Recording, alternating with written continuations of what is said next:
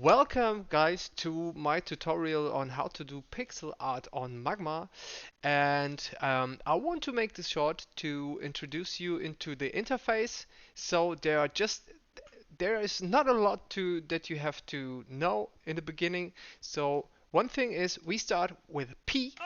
P is the pixel brush, so it's over here, the brush. And the first thing I want to show you how you make very clean pixel art.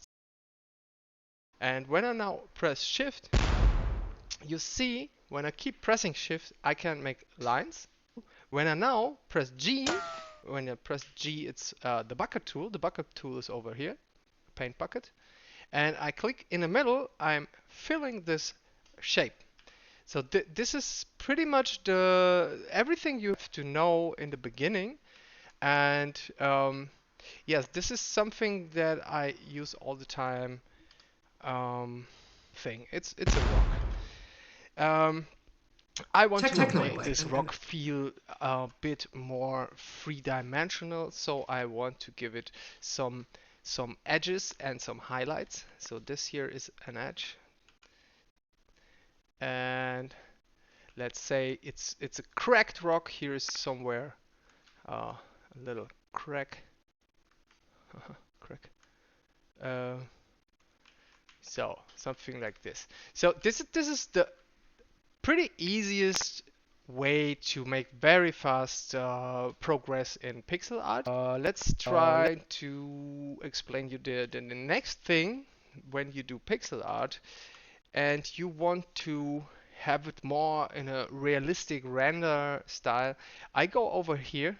Here's the flow button. You press the flow button and now you have pressure control. So this is the step that I'm doing at the end of all filling shapes. So when I start like making highlights here and there, so here on this corner I want to have a highlight, or I want to have some more variations of colors here, and I can go like this and a bit softer, even little details, and I pick this almost white color again and like making some details here and there. So it starts to shape out as a rock, yeah, some kind of. So I would give it a hit and just fill these lines. Okay, let's see. Okay, some more detail, some more darker color on the left side. So I decided to take some light from above on the right here, above. This perspective I choose is orthographic view, like from games like Zelda. So how can I match this simple asset I did? So it's a rock, and I want to fit it in this perspective grid. So I'm using L for the lasso tool, and I'm just erasing the parts that I don't want to have anymore. To the scene, I would just cut it in the same angle like the lines on the ground. And then I go and take some black color and I make like a very hard black shadow on the ground. So and here it's a bit cracked, so maybe here's another piece. Boop, boop, boop. Another piece of stone that cracked someday and now it's lying here on the side. So I think I cannot lie that painting rocks is one of my favorite thing to do. It's you can be so creative and so abstract and crazy, and I don't know if you can feel this, but painting rocks, if you know, you know. Yeah, that would be some kind of process how I use the pixel brush, the P in a hard way. Again, flow. So this is without flow, and then I activate flow, and you see I have like this pressure control. And this is pretty cool to start with the without pressure, without the flow, and have this clean areas, and then afterwards, yeah, you get the idea. Now we go to B for this normal brush, and in my personal style, I always like to combine this kind of pixel style brush technique with a normal round soft brush. So, but most of the time I'm first trying it. So I make a new layer over here. So you have the layer panel here. You can lock this layer on this. So do you see when I paint very fast over everything? You see I'm starting here and I just can paint in this area, but on a on layer, I mean. So this is the layer, and when I do this, I can like let's take a soft round brush and use it to make like a shadow layer on this design, this stone. So I have a soft round brush and I make like this from the bottom. If I unlock it, you see how it looks. So zack, I'll lock it again, and now I can choose a mode.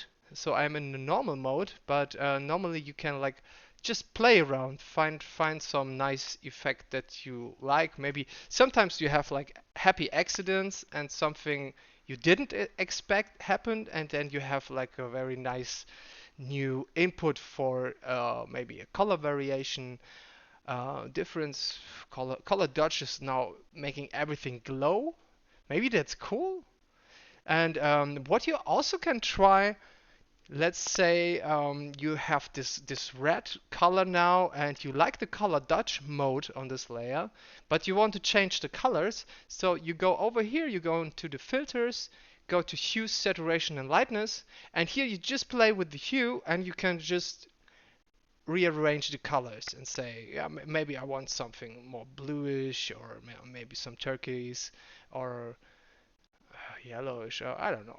Maybe this is okay. Safe. So this is my approach to um, this pixel art, and now I want to show you some examples. So here you can see this is all made like with this technique. It's beaver. So this shapes I always were like painting a shape using G to fill it, and in the end when I'm done with this process, I want to render the last details, but I don't want to have a rendering everywhere. So I have some areas where I think, okay, this from here to here, that makes sense that it is um, a soft transition to this color. So I could go here with a flow brush and make like a little uh, gradient that I paint. I also could use the lasso tool, so I use L and I select what I want to, where I want to have this gradient. And here I go back to B with the brush, and I use the soft brush for making a nice transition. So you have a nice mix of some pretty traditional pixel art, so very clean pixels, and some very soft ones. And this is something, if you combine this style, you can do crazy things. And when you have like games or you make assets for games and you need some kind of clear shape of your character, because sometimes you have a lot of stuff in your game and you want to make sure that everything gets the yeah, clean shapes that you can recognize. So one idea was for my game, so I used this white rim light that is appearing like a glow around the character. So I have one rim light here, one rim light here, one here. So normally I should need some here and here and here and here. And these are the areas where I use a rim light to just make sure that the design in the end is very clear to separate from the background. Here at the stone, maybe I would take a rim light. One thing I want to mention for the interface, maybe you need this, maybe you love this. When you go to layouts, layout options, you have here like the full mode and the simple mode. Of course, you have to go to full mode. Then you have all this, all this special modis. And what also is pretty nice, you can have two columns. That's pretty cool when you have a lot of layers. That's something that really helps you. Can you reduce colors? Sometimes that's the best way to learn something from colors is to use as less as you can. So use one, two, three, let's say 3 or 4 colors for whatever you do, and stick to that. And maybe you decide later, okay, I have some nice colors here, but I need some yellow later for some details. But this is my color palette, and then start to make designs with this color palette. This is something that can help you very much to just not think too much, but just do art and have fun, you know. And yes, I can show you some more art. Right now we are in a jam here, and look at this. This is Amadeus Waltenspiel here in this jam, one good friend. And he is like going insane. He's a crazy artist. He's doing like Lego designs and also a big crazy illustrator animator. And we started to make this jam. It's all about like traffic lights and like German Autobahn, rage roads. I don't know. It was just a funny idea, and now it turned out to be such a crazy, amazing piece of art. And the idea was to have this road rage trip where something crazy is happening. So you have like this rats are controlling this trucks, and they are like transporting some strange weird robots that can morph into battle bots. I don't know. It's just a crazy creative mess, and I love it. It's so cool. Here this this cat is getting scanned. Oh, but where is the scan guy? He's gone. Ah. And yeah, the chicken is like laying on the back and oh, tell my wife I love her, yeah. And, what? And here are like chicken Mega Man, whatever, and it's just so much fun. And yeah, I can really recommend to join the sessions. You have a link below here in this description. And yeah, if you like to join, I can really say you will learn a lot. If you paint with other artists and just by watching what they do, this is insane. You will learn so much. So coming back to this session here, here's my rock.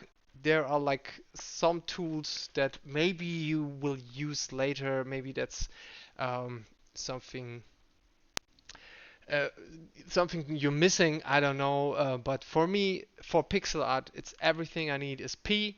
Sometimes the brush with this soft. Um, where is it? There. With this soft effect. So also that's very cool if you like to have later on some glow effects, you know. So you go and take B, the brush, and you just like go with a very soft lightning over some parts, and then you have like very shiny. Let's go back to the stone. Where's the stone? Here it is. And let's say the stone is shiny and it's this corner which is very shiny. Oh, I have another color. What's going on? Ah, no, I'm on the wrong layer again. Yes, sir. Okay. And oh, of course, very important, lock the layer. I showed you how you have here you have another layer that you can clip on this layer beneath. But of course, let's erase this one. You can just here where the opacity is, you can lock the layer. Is it locked? Lock the layer. Oh, now you see. Zack, zack, zack. I have the layer locked here, so I cannot paint over the borders. And this is pretty cool. You can also unlock it later, But for me, it's more control when I press here. Here's this plus sign. Very important. Add layers. It's Shift N. Shift N. You should yeah, learn this shortcuts. It's important. You will be so fast at one point, and it's just like you are a crazy piano artist and moving on your keyboard. Um, yeah, that's pretty much it. Thank you for watching. Now I want to show you some examples. Yes, have fun. I will tell you some more stuff in the end of this video.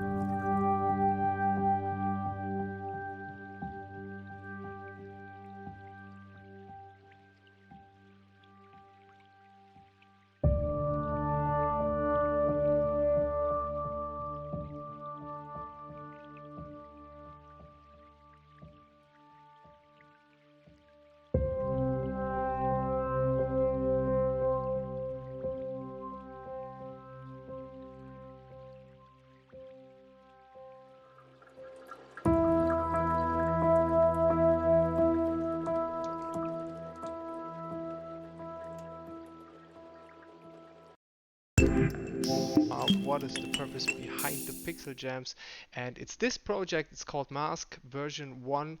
I am working since a long time on this project, and this is some kind of a Kickstarter campaign, but it's not on Kickstarter. It's called Conductum. So I am doing a dev block here, or dev log.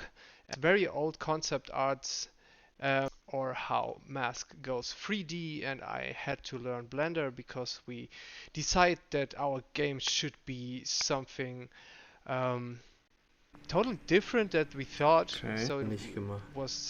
it started out to getting a puzzle, and it's a lot of stories I can tell about this project. And of course, please take a look if you like to support this project, this game. It's something that I also want to connect to Magma. So this is a jam. It's going on right now.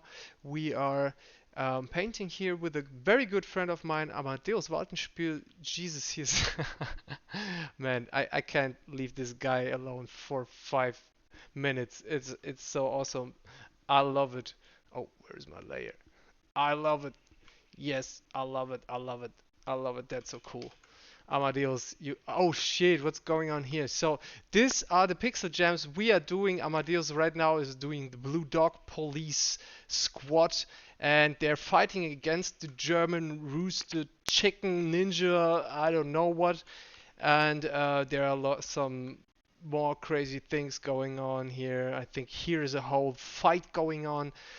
Here are the lab rats. They have this transporter with these crazy creatures, and Mega Chicken Man or Mega Chicken Girl, and here, tell my wife I love her.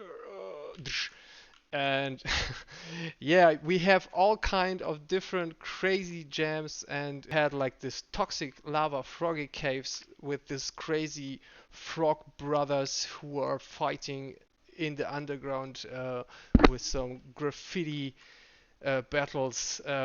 Here Frog 1, and you have like all kind of items and icons. Yes, this is pretty much it. So come and join. You can find the link on my website, and come and join. And I'm happy to introduce you to the next BBDB next.